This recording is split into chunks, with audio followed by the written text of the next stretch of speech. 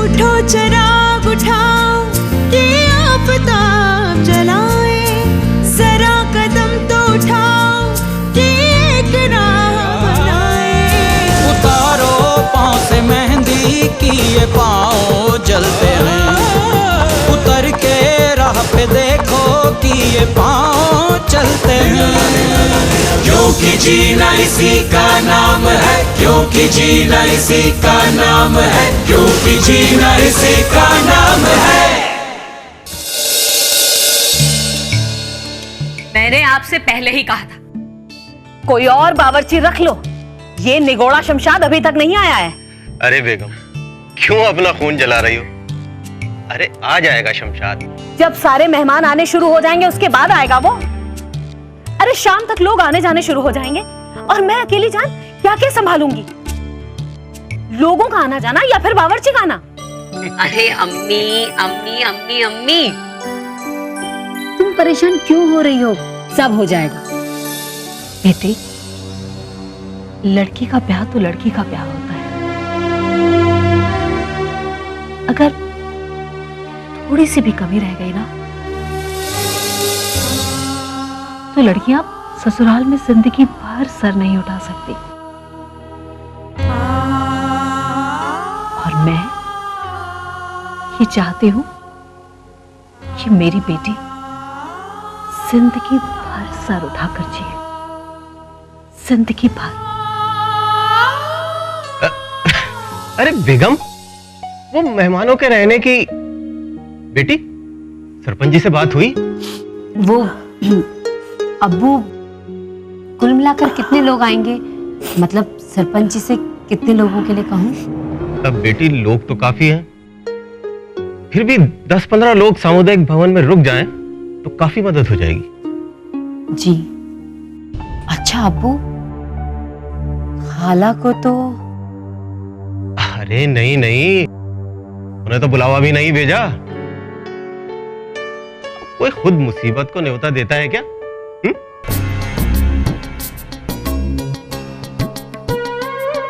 हाय अल्लाह, आखिर पहुंच ही गई।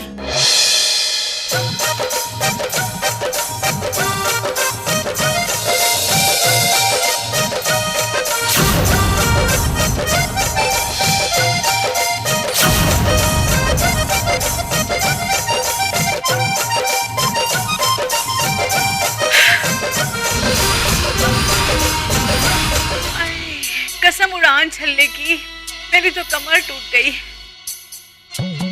अरे वाह रहीम मियां, माशाअल्लाह, बड़े जवान लग रहे हो। जरा सामान तो उठा। सादिया, एक गिलास पानी पिला, गला बड़ा खुश्क हो रहा है।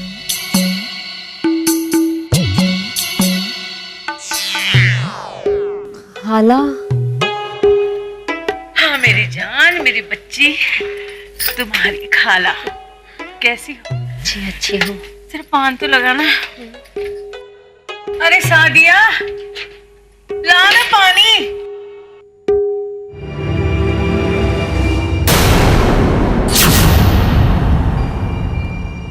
तो भाइयों, एक बात का जवाब दो कि शंभू भैया के रास्ते से हट जाने के बाद सबसे बड़ा फायदा किसे होगा? बल्लभ भाई को। हाँ, बल्लभ तो मोहरा है जिसे चला बड़े साहब हमारे चाचा रहे हैं।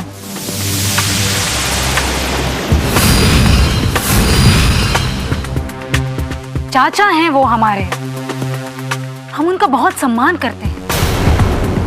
पर अगर मेरे किसान भाइयों के साथ गलत हो तो चुप तो नहीं बैठा जा सकता ना।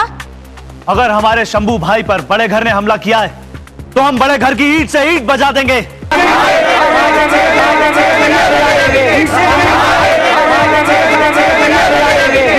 रुको, लाठी का जवाब लाठी नहीं होता। फिर उन लोगों के पास लाठियों की कमी नहीं है। आप हमें डरा रही हैं बहू जी? नहीं बनवारी, मैं आपको चिता रही हूं। इस बार इस बार कानून का पर्चा हराएगा बड़े घर को। कानून का पर्चा? हाँ भाइयों, कानून के मंदिर में दिया जलाओ, अपना हक मांगो। ये मेहनत आपकी है, ये जमीन आपकी है, आपको अपना पैसा मिलना ही चाहिए। कानून की चुनौती दो चाचा गजेंद्र को, केस लगा दो अदालत में। बहू जी,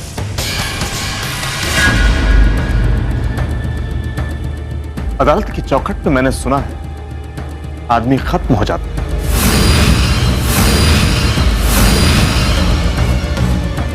लेकिन फैसला नहीं मिलता। हमें क्या मिलेगा वहां पर? चंद भाई, कोशिश करने में क्या हर्ज? वैसे भी अगर हम ये केस जीत गए तो हम सबके घरों में खुशियां लौट आएंगी। अदालती लड़ाई से हमारे बच्चों का पेट नहीं भरेगा। खूबचंद, तू तो ऐसे कह रहा है जैसे बच्चे सिर्फ तेरे ही हैं। बनवारी, बच्चे तो तेरे भी हैं, लेकिन तुझे उनकी फिक्र नहीं है। अगर तुझे उनकी फिक्र होती ना तो तू यहां बैठ के एक कोर्ट कचहरी की बातें नहीं कर रहा होता। इन सबसे किसी को कुछ मिला है आज तक जो हमें मिल जाएगा?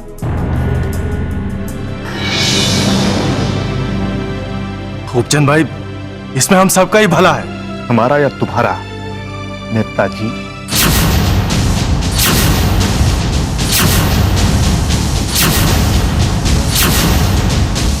कैसे बात कर रहा तू? वैसे ही जिसकी गंध मुझे आ रही है। मुझे कोई मुकदमा नहीं करना, जा रहा हूं मैं। खूबचंद, हमें उन्हें रोकना होगा, हमें कुछ करना होगा, वरना वो लोग हमें ही बांट देंगे। और उसके बाद पेट के भूख के सामने सपनों के चावल नहीं पक सकते शंभू भाई। जयराम जी की। खूबचंद,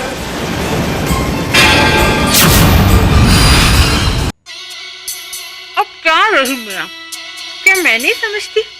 ये मोए चिट्ठी का चक्कर तो रेलगाड़ी जैसा है, पहुंची पहुंची, ना पहुंची ना पहुंची। अब खुदा का मारा मुसाफिर बैठा रहे इंतजार करते। खाला वो हाँ हाँ, पर मैं वैसी नहीं हूँ। तुम्हारे न्योते के बिना आ गई ना मैं। अब तुम्हारे न्योते की बात जोती रहूं, ऐसे तो सरफरी नहीं हूं मैं। अरे हमारे शब्बू का ब्याह है, 100 काम होंगे घर में, भला मेरे सिवा कोई काम हो सकता है? क्यों रही मियां? हाँ हाँ नहीं नहीं हाँ। अरे सादिया, क्या बना लाई? लड्डू है खाला। अच्छा,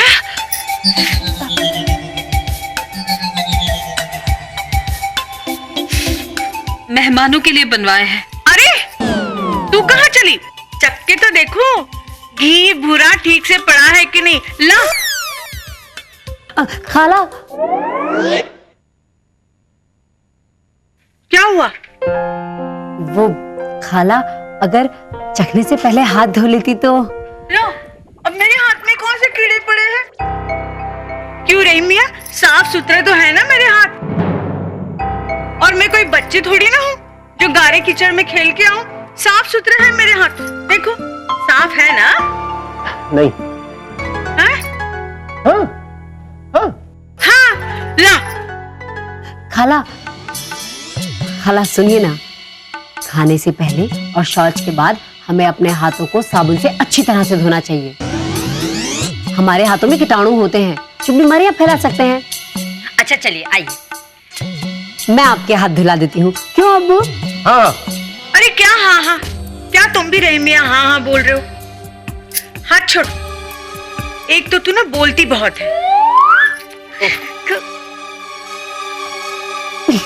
क्या हुआ? देख शब्बू, मुझे ना ज्यादा टोका टाकी पसंद नहीं है। अरे शादिया, बैठ तो सही। इस लड़की की टोका टाकी में लड्डू का स्वाद ही पता नहीं चला। एक और लेती हूँ।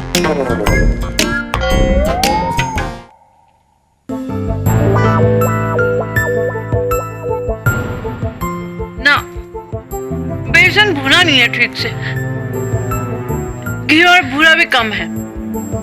मैं तुम्हें बताती हूँ लड्डू कैसे बनाते हैं।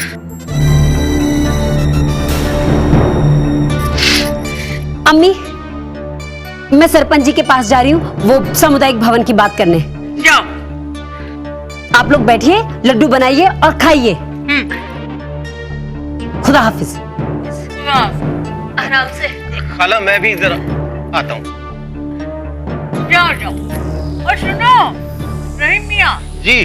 और आते वक्त ना जरा बढ़िया 8-10 पान के बीड़े लेते आना। जी ठीक है। खुदा आपको सलामत रखे। तो सादिया मैं कह रही थी, अच्छा, मेरे लिए कोई काम हो तो बताओ। हाँ सरपंच जी, वो कुछ दिन पहले मैंने आपसे गांव के सामुदायिक भवन की बात की थी। अगर कुछ रोज के लिए सामुदायिक भवन मिल जाता तो हम अपने कुछ मेहमानों को वहां ठहरा सकते हैं। अब आप तो जानती हैं ना, हमारे गांव में हर किसी के घर में शौचालय नहीं है और अपने सामुदायिक भवन में तो कितनी सुविधाएं हैं, तो हम बच्चों को और औरतों को वहां ठहरा सकते हैं। तो शबनम, इसमें इतना हिचकने की क्या बात है? गांव का सामुदायिक भवन गांव के लोगों के लिए ही तो है। अब काम नहीं आएगा तो कब आएगा? अच्छा ये बताओ, तुम्हारे मेहमान कब आ रहे हैं? जी आज शाम से आना शुरू हो जाएंगे। तो ठीक है, तुम उन्हें आज शाम से ही वहां ठहरा सकती हो। तुम्हारे लिए सामुदायिक भवन का प्रबंध मैंने उसी दिन कर दिया था जिस दिन तुम कह कर गई थी। बहुत बहुत शुक्रिया सरपंच जी, ये तो आपने बहुत ही अच्छी खबर सुनाई। मैं अभी जाकर अम्मी और अब्बू को बताती हूँ। शबनम बहन जी, शबनम बहन जी, एक खतरनाक खबर और आ गई शबनम बहन जी। क्या हुआ ललन भैया? अरे घर बुलाया अभी क्या अभी तुम्हें। पर हुआ क्या? मैं दनादन दौड़ के जा रहा था इमरान भाई के पास, बीच में आपकी अम्मी ने पकड़ लिया। बोली जा फटाफट शब्बू को बुला के लेके आ। उनकी बातों से एक बात समझ में आई, वो कह रही थी किसी खाला नाम की चीज से सारी चीजें तितर बितर हो रही हैं।